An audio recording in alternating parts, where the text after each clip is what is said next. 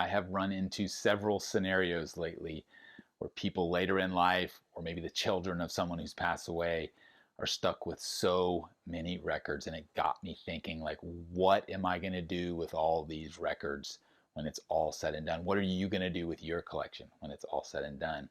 That's what we will discuss on this episode of Talking About Records.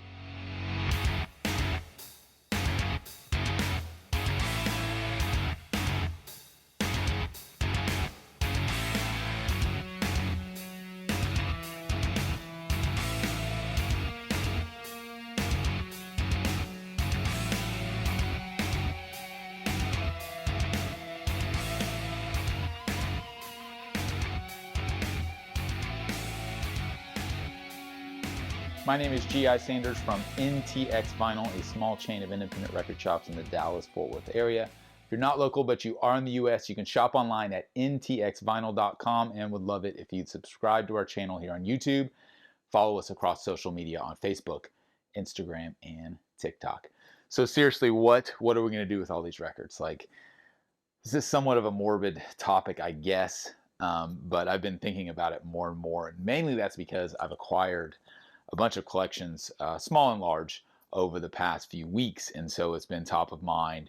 And there was one collection in particular that really was the genesis of this video, because I met this lady. She contacted me and said she had emailed a couple different record stores and was looking for people to come out and appraise and make offers on a collection. And so I went out and met this lady, and she had 2 full storage units. I'll show you the photos that I took, and it was completely overwhelming. There was, I would guesstimate, somewhere between 10 and 15,000 records. There were boxes upon boxes and shelves upon shelves, mostly 12-inch, but it's a huge collection of 45, 7-inch singles as well, and lots of other stuff that she was sorting through. But it just got me thinking, like, man, this guy, it was her father. He collected his entire life. A lot of it wasn't stuff I was interested in buying. There was tons of pre-1960 records, ton of big band and musicals and comedy and soundtracks, and which is totally fine.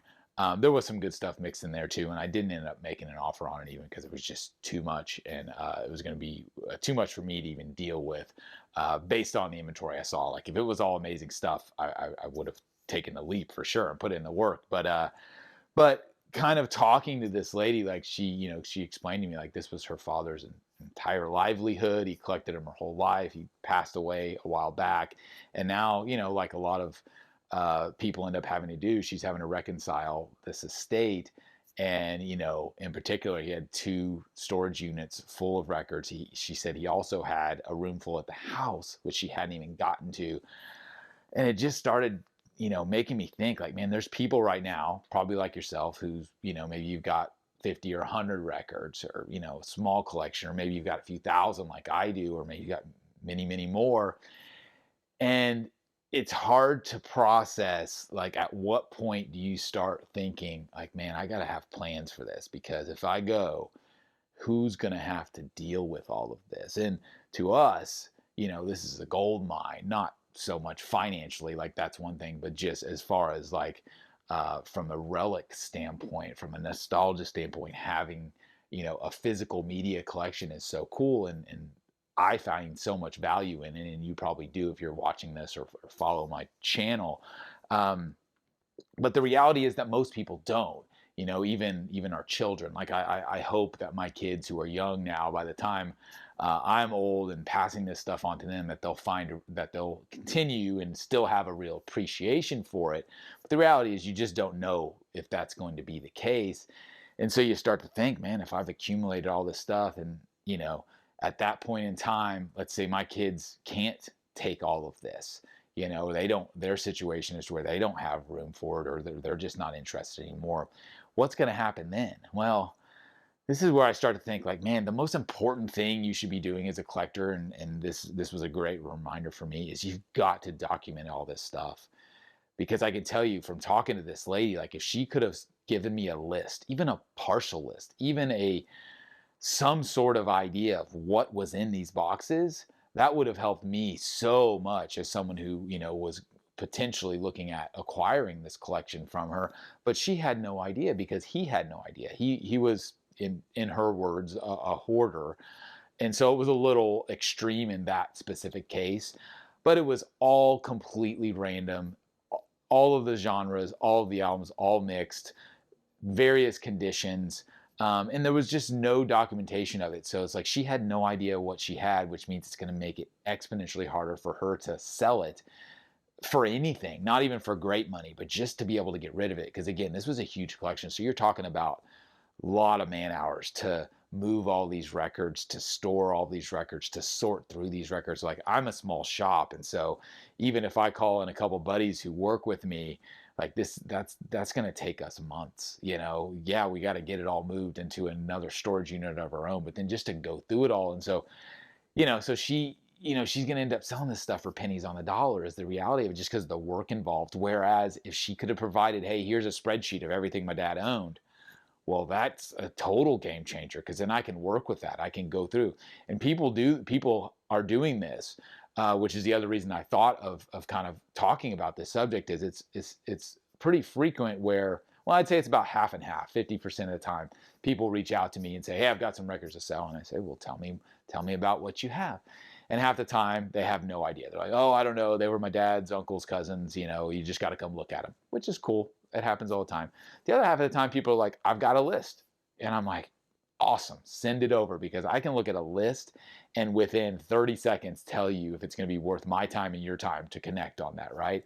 And so, it's beneficial for so many reasons in regards to the longevity of the collection, of where it ends up, how easy it's going to be on whoever ends up absorbing the records, to deal with them if they just have an idea of what's there. It's like I say all the time, whether you're pricing a record or grading a record or looking at a collection, like, the first step is just understanding what you have.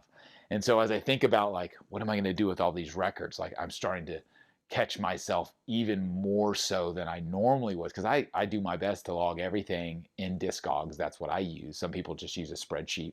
Whatever you want to do, whatever works for you. I'm pretty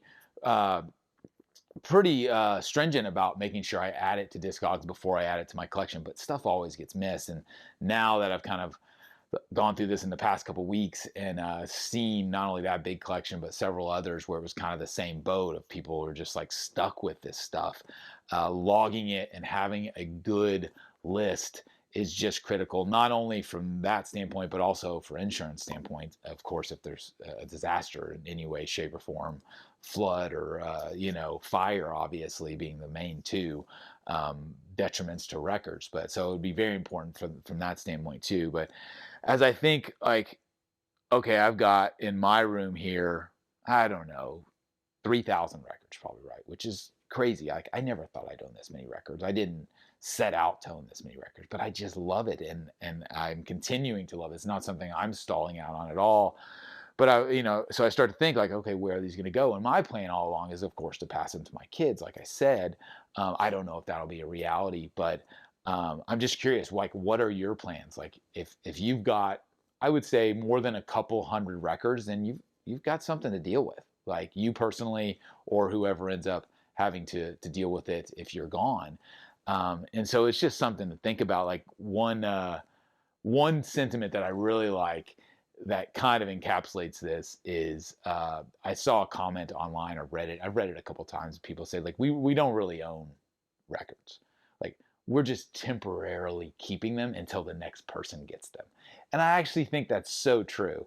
And it could be said for just about any collectible. Like, I don't think that's the case with, like, every possession, because your couch wears out and you're going to throw it out.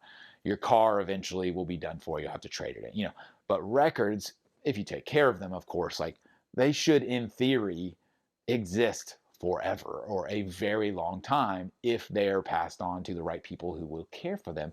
And so I love that sentiment that, we don't really own these. We're just, like, temporarily keeping them and enjoying them until the next person gets them, And that's the reality of this business when it comes to buying and selling and in the secondhand market and used records, pre-owned records. Is like, every pre-owned record I have in my collection that I didn't get brand new and take the shrink wrap off, if I got it and it was used, well, it's got a previous life. It's got probably multiple owners who owned it in the past, who played it and enjoyed it and took care of it.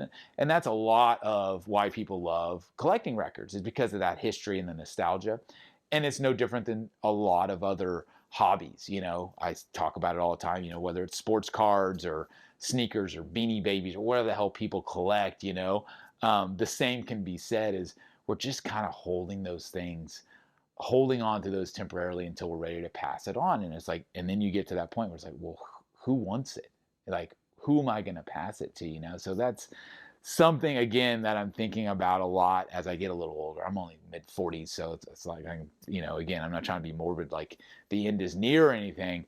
But when you get a lot of stuff and you start on a regular basis, like I do, you see these people with these collections of hundreds or thousands of records, and they are screwed. They have no idea what to do with them. They can't lift them. They don't even know what they have. Like, there's all of these issues with those scenarios, and I'm seeing it more and more and more.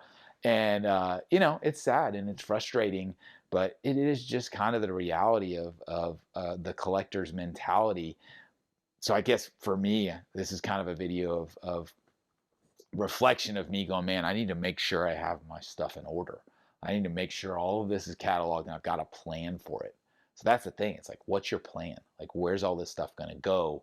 I know a lot of people have told me, a lot of customers and friends are like, oh, well, if anything happens to me, I already told my wife to call you, GI. And I'm like, oh man, that sounds sticky. Like, that's cool. I like records. I love acquiring collections, but I don't know if I want to be that guy down the line when I've had all these customers and friends for many, many years, and then I start absorbing their records when they die. Like, that sounds terrible. But but they got to go somewhere. Like, that's a lot of it too, as I roll into these scenarios. And part of me does feel bad, and part of me is sad.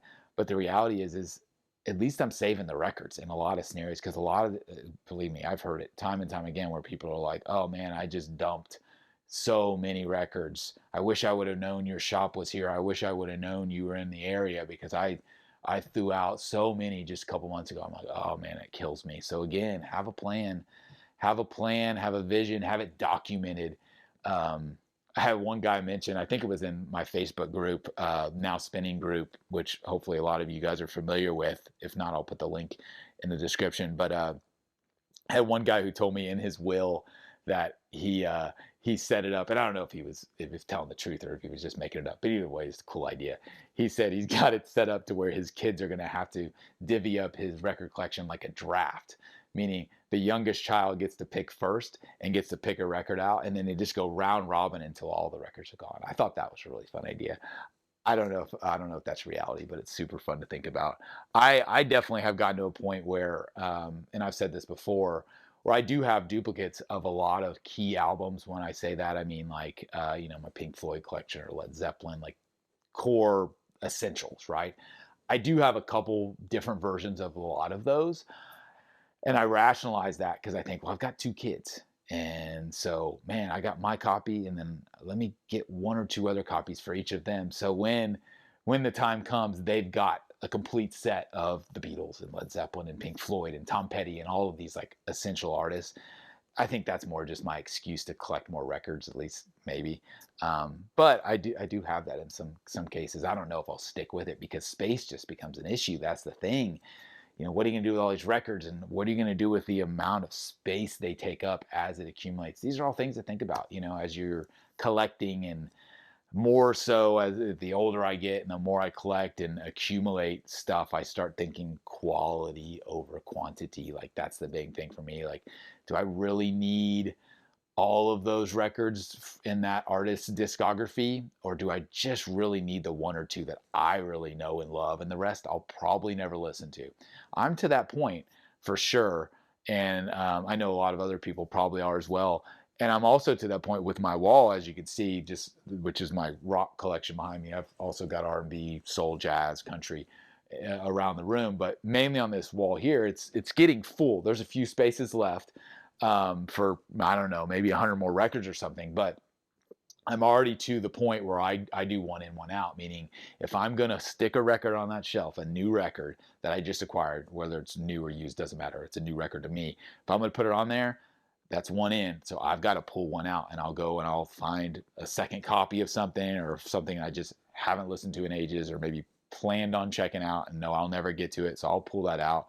For me, I'm lucky because I own a record shop, so I've got an outlet for that stuff. I pull a record out, I know exactly what to do with it. I can sell it online, I can sell it in my shops, but most people, that's not that easy because you don't have a business set up around moving inventory, and so I'm curious what a lot of people do is you start to run out of space. Do you start to anchor on more quality versus quantity? Do you trim down, based on your favorite artists or genres or those types of things? I imagine there's a lot of people who are thinking about this stuff.